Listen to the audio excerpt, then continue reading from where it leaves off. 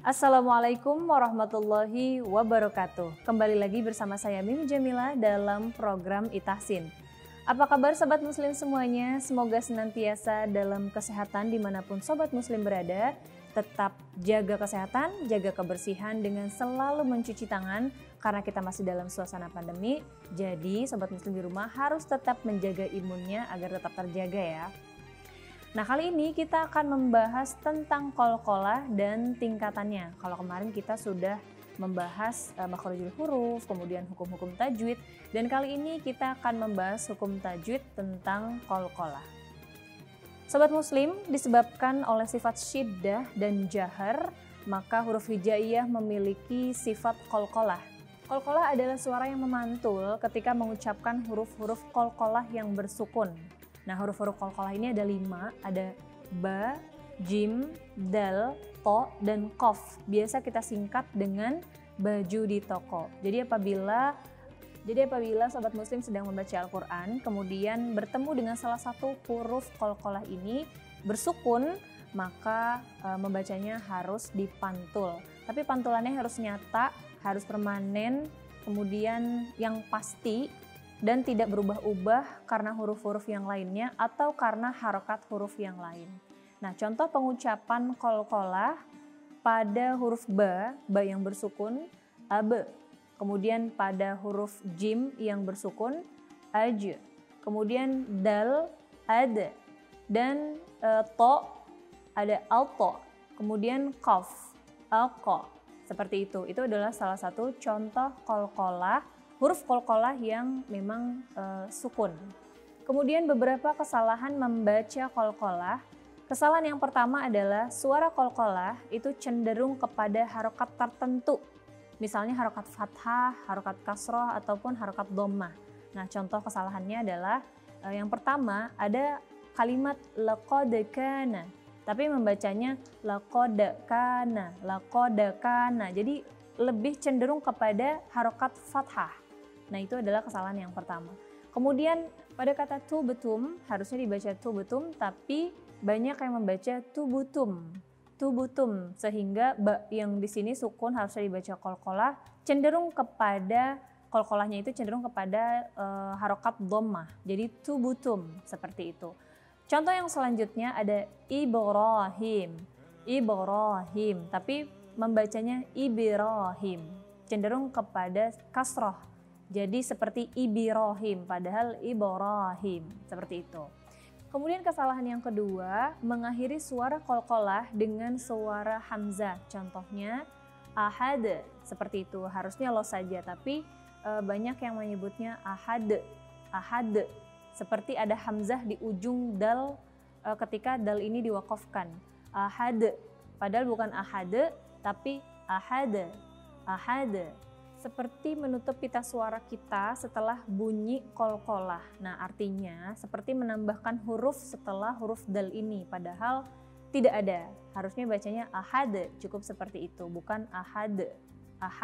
Seperti ada hamzah yang ditambahkan. Kesalahan yang ketiga, memanjangkan suara qalqalah melebihi batas yang dibenarkan. Contoh, kesalahan membaca qalqalah di kata ahad, tapi membacanya ahad, seperti ada tasydid atau syiddah, atau Allahus samad, tapi membacanya Allahus samad, seperti itu. Padahal yang harusnya dibacanya ahad atau samad, seperti itu. Kemudian kesalahan yang keempat, memutus suara qalqalah dengan huruf setelahnya. Contoh, di kalimat laqad kana, harusnya langsung saja meskipun di situ di tengah-tengah ada qalqalah. Laqad kana, tapi banyak juga saking kehati-hatiannya ingin menyebutkan qalqalah, tapi seperti memutus seakan-akan di situ ada saktah. Laqad kana lakum. Nah, seperti itu. Padahal menyebutnya harusnya laqad kana lakum. Langsung saja meskipun sudah ada qalqalah, tapi diucapkannya tidak dengan ada jeda, bukan laqad kana seperti itu, atau tubtum seperti itu. Jadi bukan seperti ada jeda, melainkan langsung disebutnya qalqalah itu, sehingga tidak ada seperti dia memberhentikan huruf qalqalah tersebut. Contoh membaca qalqalah yang benar, insya Allah seperti ini. La uqsimu bihadzal balad wa anta hillum bihadzal balad. Seperti itu. Atau qul a'udzu birabbil falaq min syarri ma khalaq wa min syarri ghasiqin idza waqab wa min syarrin naffatsati fil 'uqad wa min syarri hasidin idza hasad. Nah, seperti itu ya sobat muslim. Dan contoh lainnya ada di kata at'amahum. At'amahum bukan at'amahum. Nah, kalau seperti itu seperti ada saktah, padahal tidak ada saktah di situ. Jadi tidak boleh dipenggal ya sobat muslim, membacanya harus jelas pantulannya. Jadi tidak terpengaruh oleh huruf-huruf sebelumnya atau setelahnya. Bukan at'amahum tapi at'amahum.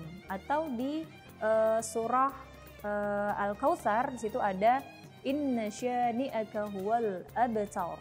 Bukan huwal abtar tapi huwal abtar. Kemudian ada lagi contoh huruf jimnya, ada kata ajma'in, bukan ajma'in tapi ajma'in. Ajma'in, bukan juga ajma'in ya, bukan juga ajma'in. Kalau ajma'in itu seperti jimnya, jim qalqalahnya itu cenderung kepada huruf e. Ajma'in, padahal ajma'in kembali kepada sifat huruf jim. Begitu juga dengan yang lainnya, huruf qaf ada di surah Al-Falah, al-falaq, al-falaq. Begitu juga pada huruf yang lainnya, yaitu huruf dal ada adraka, adraka bukan adraka, karena kembali kepada sifat huruf dalnya dadidu bad, maka walaupun dia nanti ada qalqalah, tetap membacanya itu kembali kepada sifat huruf dal tersebut, adraka bukan adraka. Kalau adraka berarti dia cenderung kepada huruf e atau e. Nah, itulah tadi sobat muslim penjelasan tentang qalqalah dan beberapa contoh-contohnya. Jadi untuk memantapkan ingatan kita semua, kita ulas lagi ya sobat muslim dari awal apa itu qalqalah. Jadi qalqalah itu dia adalah pantulan dari huruf qalqalah tersebut, dan pantulannya itu harus pasti, harus nyata, permanen dan tidak terpengaruh oleh harokat atau huruf setelahnya. Dan huruf-huruf qalqalah ini semuanya ada 5 atau biasa kita sebut dengan baju di toko. Ada huruf ba, jim, dal, to, dan qaf. Nah, penyebutannya itu adalah kita memantulkan huruf qalqalah ini ketika sukun. Contoh, qul a'udzu birabbil falaq. Nah, cara membaca huruf-huruf qalqalah ini adalah dengan memantulkan, baik dia itu sedang sukun ataupun berharokat tapi akhirnya kita wakafkan sehingga menjadi hurufnya itu mati. Jadi ketika mati kita membacanya dengan pantulan.